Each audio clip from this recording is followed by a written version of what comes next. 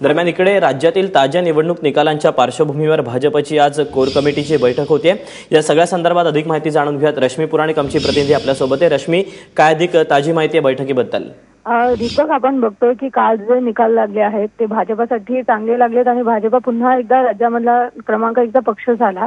परंतु अनेक जिल्हा परिषदा असतील ज्यामध्ये भाजपाला नंबर जरी आले तरी ते पूर्ण आलेले नाहीयेत आणि ते सत्तेपासून काहीच आकड्यांमुळे दूर राहिलेले आहेत। सांगली, कोल्हापूर असेल, गडचिरोली, बुलढाणा, जळगाव, त्यामुळे ह्या जिल्हा परिषदांबाबत काय निर्णय घेता येईल, शिवसेनेबरोबर युती करता येईल का, आणि ह्याच निर्णयाबरोबर हे सर्व निर्णय जे अवलंबून असतील ते मुंबई महापालिकामध्ये ही मुंबई महापालिकेमध्ये युती होते का शिवसेना आणि भाजपाची, सध्या जी आकड्यांची जुळवाजुळव सुरू केलेली आहे, दोन्ही गटांना बातम्या येत आहेत, त्यामुळे नेमकी काय करता येईल ह्यासाठी ही एक कोर कमिटीची बैठक होणार आहे। मुख्यमंत्र्यांच्या घरी वर्षा ठिकाणी रात्री 10 वाजता होणार आहे। जेव्हा रावसाहेब दानवे असतील, चंद्रकांत दादा असतील आणि सुधीर मुनगंटीवार उपस्थित असतील आणि ज्या ज्या जिल्ह्यांमध्ये युतीबाबत चर्चा करायची, तिथली परिस्थिती काय आहे आणि काय करता येईल ह्यासाठी तिकडचे पालकमंत्री उपस्थित असणार आहेत आणि मुंबई महापालिकेबाबत काय करता येईल यासाठी आशिष शेलार देखील या बैठकीला उपस्थित राहणार आहेत।